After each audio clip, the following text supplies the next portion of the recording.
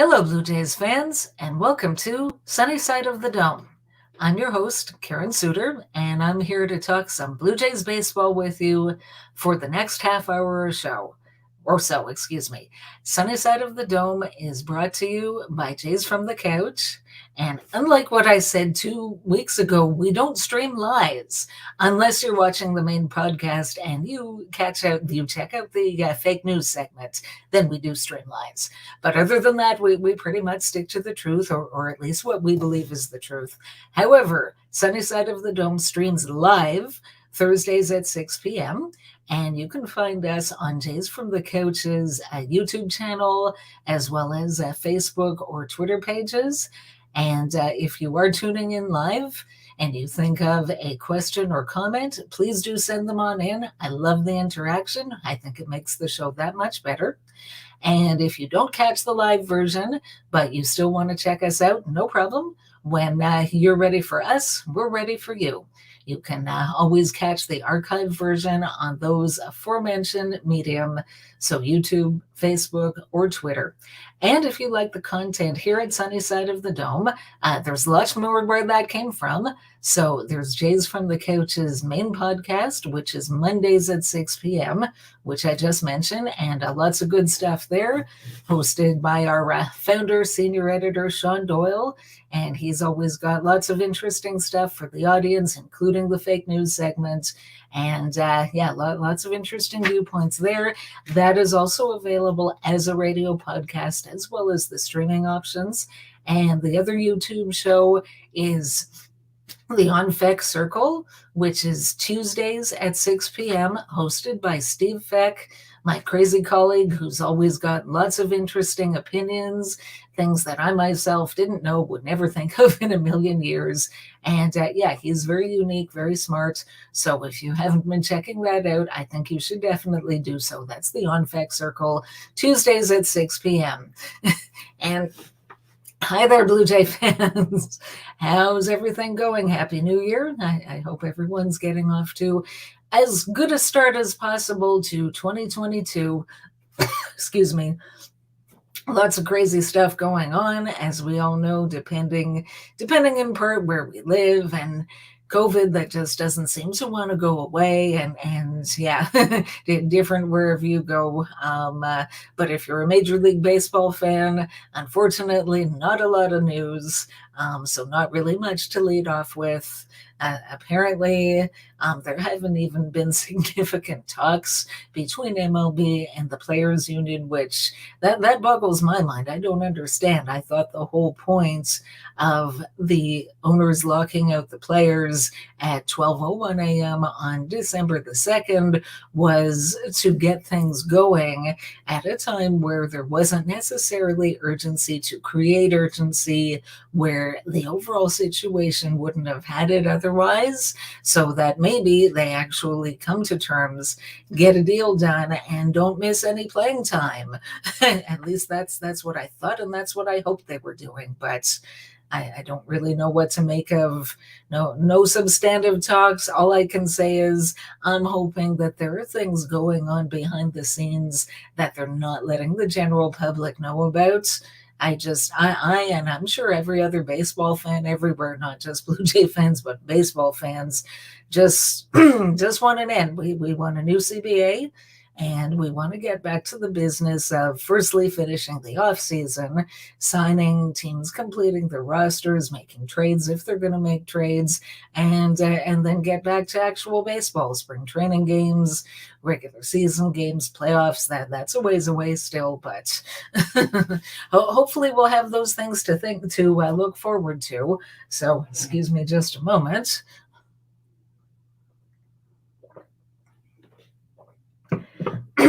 All right, then. So if you tuned in to my last episode a couple of weeks ago, I was talking about my off-season wish list for the Toronto Blue Jays.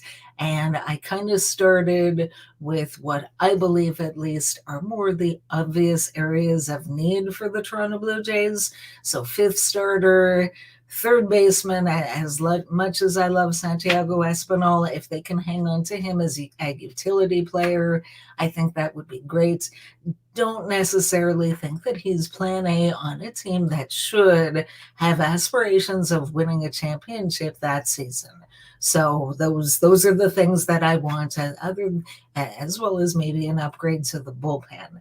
So today I kind of want to move on to part 2 of that and continue with the wish list.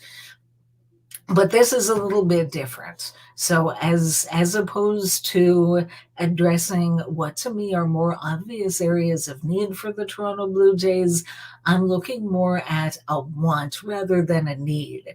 So sometimes a player can be available, and even if you look at your team, you look at the way the roster is currently constructed, players that are already on the team under contract or team control for however many years, and it seems like they have a particular position covered, and you look at another player and think that it doesn't necessarily fit with the roster, but maybe it can, and maybe it can actually work out for the better. So to start off, I'll illustrate. I'll go back a while into the Blue Jays past and look at a situation. So the Blue Jays had J.P. Savia.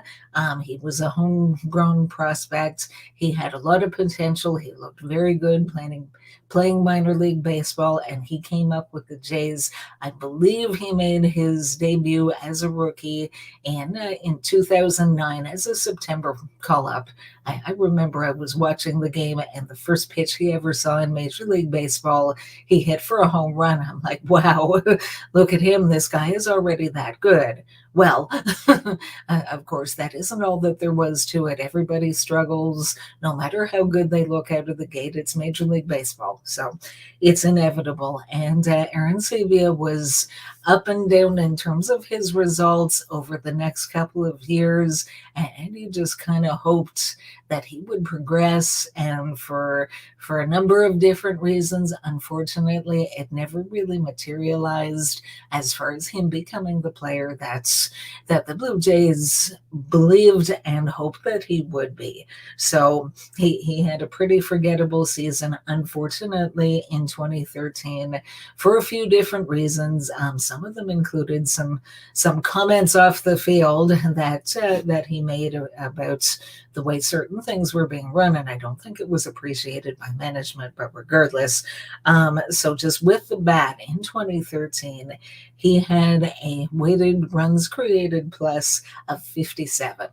That really isn't good. I mean, with your catcher, the biggest thing that a team needs from their catcher is someone who is solid defensively, and so much goes into that. I mean, it's being able to block balls in the dirt, handling a pitching staff, calling a good game, being able to throw runners out that are attempting to steal, pitch framing. I mean, there's just so much to it. It's probably the most involved position that there is on the field defensively. And really, if a catcher can hit reasonably well, then that's kind of a bonus. But having said that, I mean, 57, you almost expect your catcher to be a bit subpar with the bat, but not to that extent. So it was unfortunate. Aaron Savia was quite popular for different reasons. The Blue Jays made the decision to cut ties with him. They actually non-tendered him after the 2013 season was over. So they needed to do something about their frontline catcher, and they dipped into free agency. They signed Diana Navarro to a 2-year contract as a free agent. Navarro was coming off of a terrific season with the Bats. He had played the previous year with the Chicago Cubs, and he had weighted runs created of 139. Like, wow. So yeah, that seemed promising when the Blue Jays signed him. And then he played the 2014 season. Unfortunately, he wasn't nearly as good as that, but at least on the offensive side, they certainly got more from from him than they had from Aaron Savia the previous year. So his WRC plus was 99. So ever so slightly behind league average. You could even call that league average. And again, if your catcher is league average with the bat, then you'll take that. You hope their defense will be good.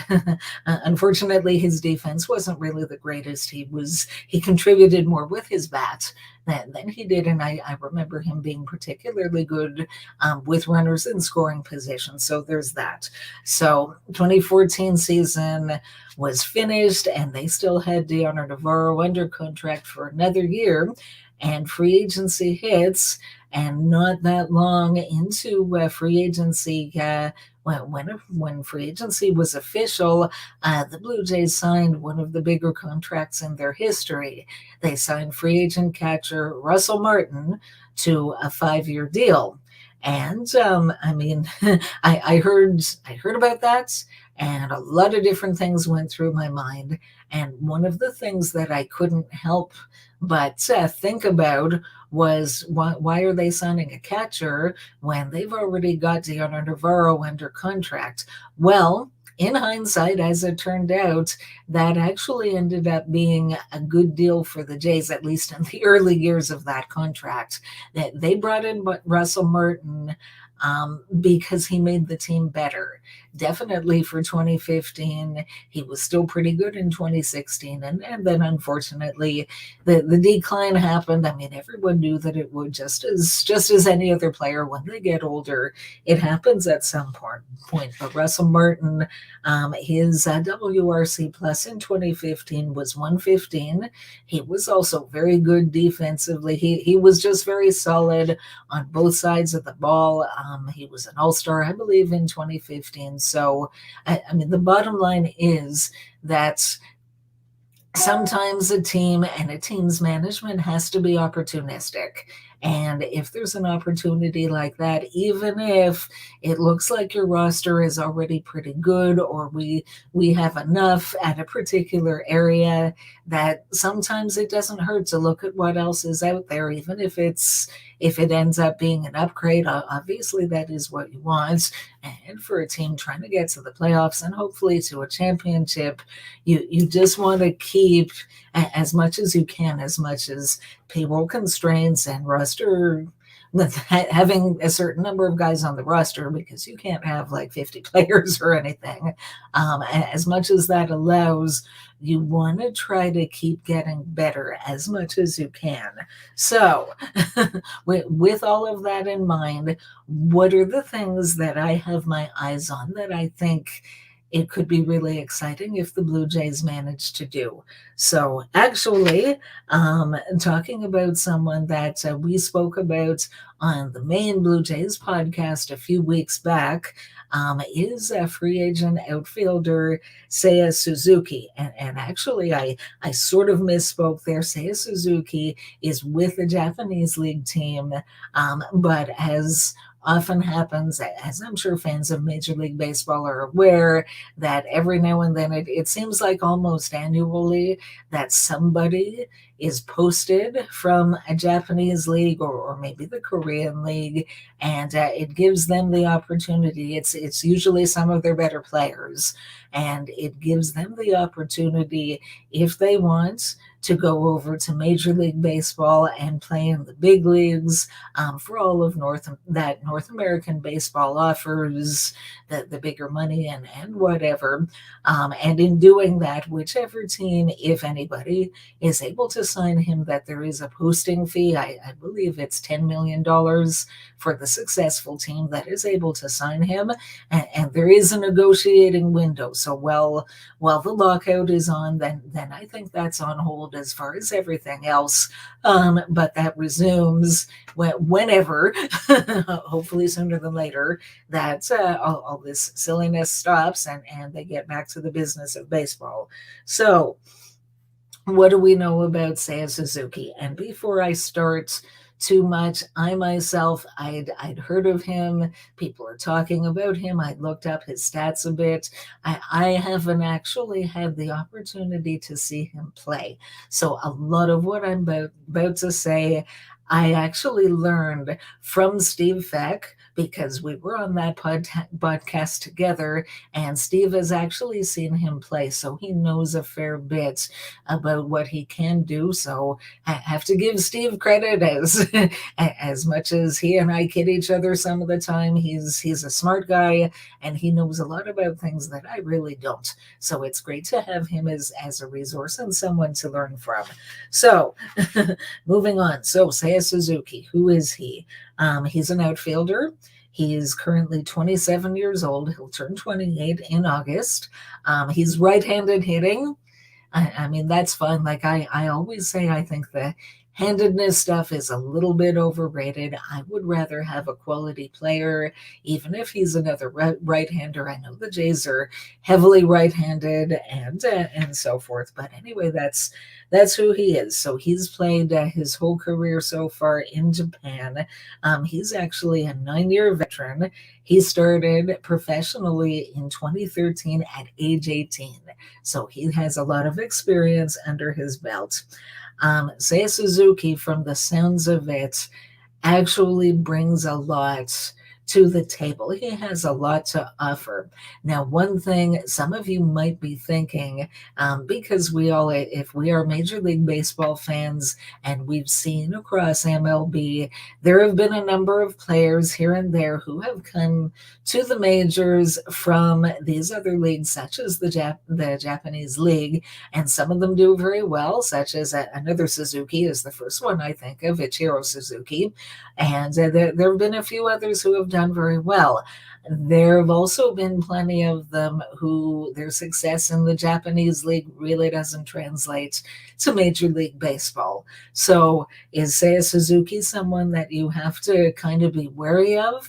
Well, according to Steve, his mechanics, the mechanics of his swing, has actually always been much more similar to North American baseball and the way that those hitters tend to be than many in the Japanese League. That a lot of guys in the Japanese League, they're more slash hitters in terms of their style, whereas Seiya Suzuki is more someone that will hang back and wait and put their weight on their back foot.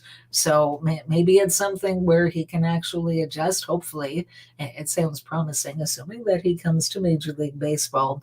It sounds like there's actually a number of things that he does very well.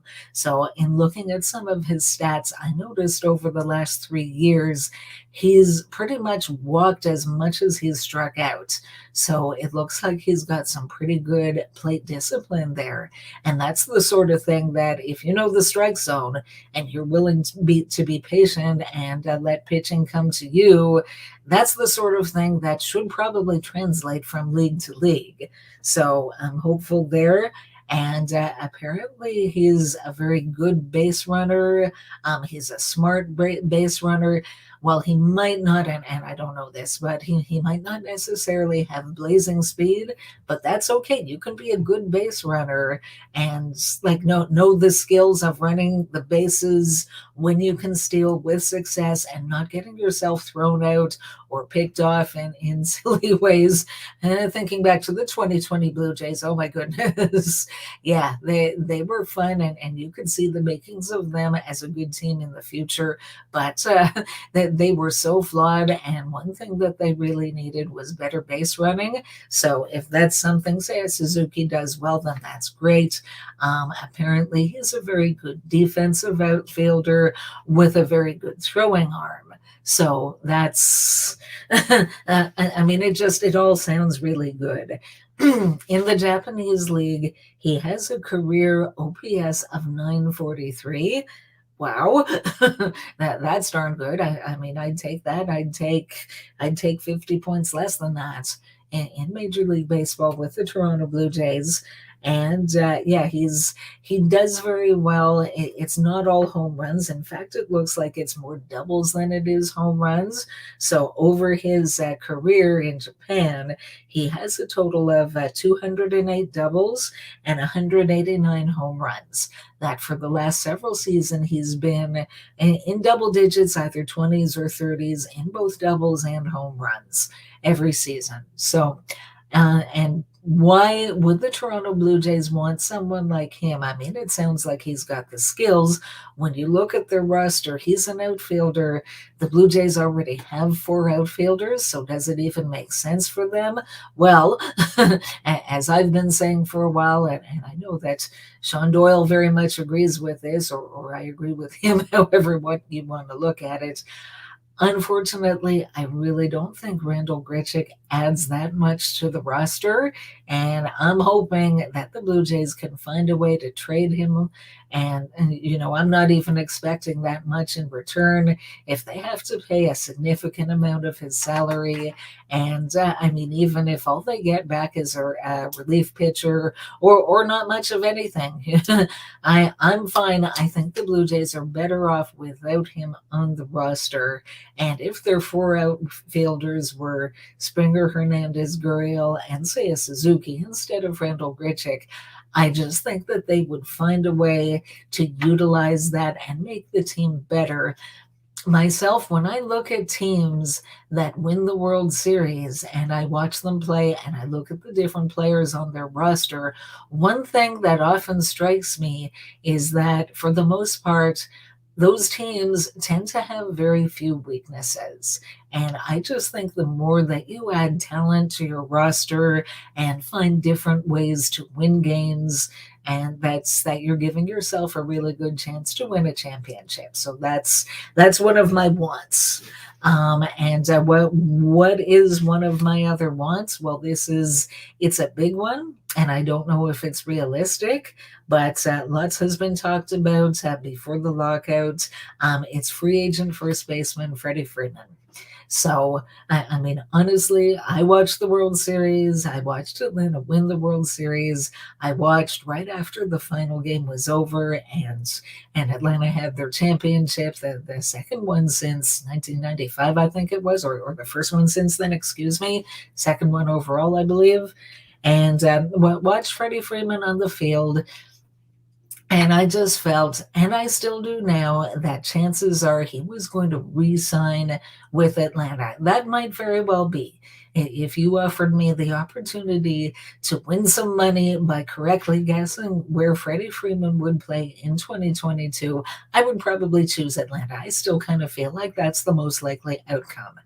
Then the rumors broke, and not by some nobody, but by Carlos Baerga, who is a former major league player. He's retired and he's still quite connected to the world of professional baseball. That there had been talks between Freddie Freeman and the Toronto Blue Jays about him signing as a free agent. And then later on, well, actually rewinding a bit early into the offseason, that the Blue Jays media were reporting that at least one prominent, and I may be paraphrasing, but one free agent of significance had approached the Blue Jays and asked if they were interested in his services. And then fast forward after the Baerga news there, that apparently it was Freddie Freeman who actually approached the Blue Jays. Now, again, we don't know how much serious interest there is with free agents.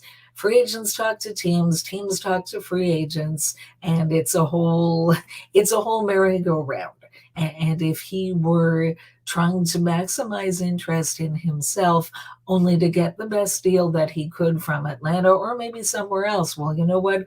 I wouldn't hold it against him because just about all of them do it. So not much you can say about that. But what would happen if he were serious and the Toronto Blue Jays and Freddie Freeman actually came to terms on a contract? Well, why does that not make sense on paper? Well, for one thing, they've got Vladimir Guerrero Jr. playing first base already, and he's worked hard on his defense. He's become a decent first baseman. His numbers, depending on which numbers you look at, were a little bit above average. My eyeball test tells me that he saved his teammates, I don't know how many errors, scooping balls in the dirt. So, I mean, there's that. So what would happen? How would they make it work if they had Guerrero as well as Freddie Freeman? I actually wrote about this a little while back, and my thoughts were that they could go back to the days of having a full-time dedicated designated hitter.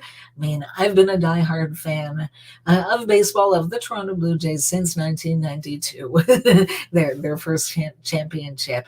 And I mean, back then and for several years after that, American League teams pretty much had a set DH. It's only been in the last few seasons that teams like the Blue Jays and a lot of other ones, rather than having a full-time DH, kind of use the position on a rotating basis. Came in handy last year when George Springer was injured for a lot of the season. And then even when he was able to be back, he was well enough to swing and run the bases, but they still wanted to keep him out of the outfield defensively. So they made it work for them in that way. Personally, for a hitter as good as Freddie Freeman has been, and again, he's a left-handed hitter, and the Blue Jays are dying for a good left-handed hitter, and he's one of the best that there is. So might it be worth, for a hitter as good as Freeman, might it be worth going back to the idea of having a full-time DH?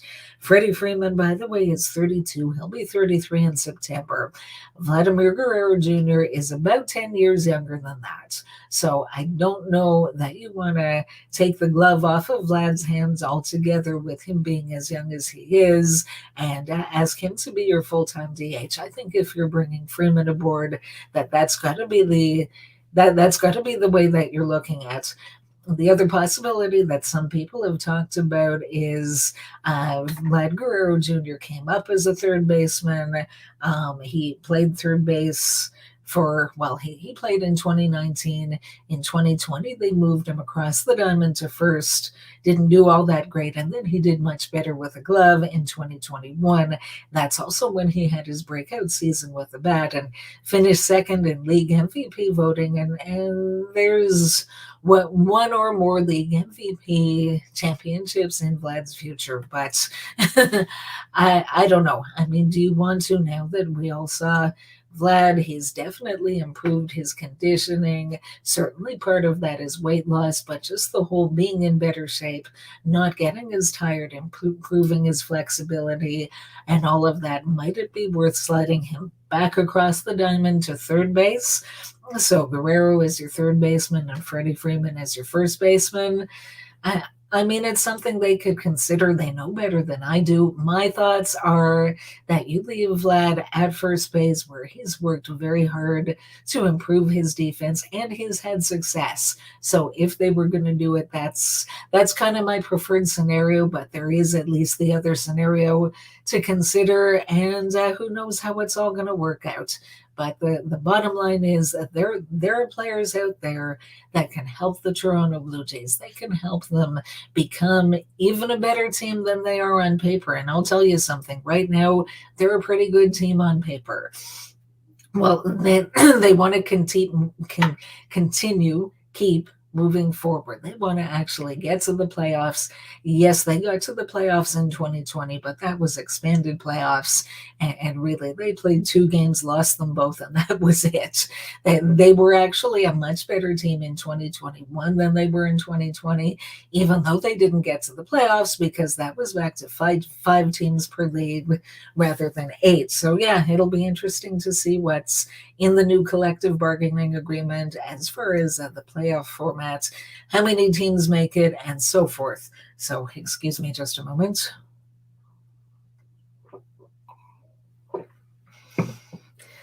All right, well, just about out of time for today, so that brings me to Through Blue Jay Colored Glasses. So yes, I want to continue talking about the team and about the opportunities that they have to improve. It was great to see them prior to the lockout being aggressive. I mean, Jose Barrios, even though he was already under contract, to extend him for 7 years in total, whereas they could have been facing losing him after 1 year. It's great that they were willing to spend that money on him. It's great that he was happy enough and is happy enough with the Toronto Blue Jays to want to stay, and they weren't done. I mean, they lost Robbie Ray, unfortunately, but they signed Kevin Gausman, who they've liked for some time. And I'm very hopeful that results-wise, Guzman will be very similar to Robbie Ray. So you've kind of got a replacement there. They signed another relief pitcher, Gimme Garcia, and he was kind of up and down last season, but looks like he at least has some bounce back potential. And yeah, hopeful that they can add him to their circle of trust, that he'll at least be medium leverage rather than another. Well, I could name a number of unfortunate relief pitchers that the Blue Jays used in 2020. I think we all know who they are. But anyway, I mean, there's more going to happen. I would bet a significant amount of money that the Blue Jays, not only are they not done adding, but it's not going to just be a little bit of tinkering. It's not just going to be a minor league deal here or there, or someone expected to be a bench player. They're going to make at least one significant ad. I'm thinking maybe one or two more significant ads. Of course, I have no way of knowing what that's going to be. But yeah, I'm really excited to see after Christmas and well into the new year what the Christmas presents will be that they have for Blue Jay fans. I can't wait to see it. I can't wait to get back to having baseball games to watch and to go to. And MLB owners and players, get with it already.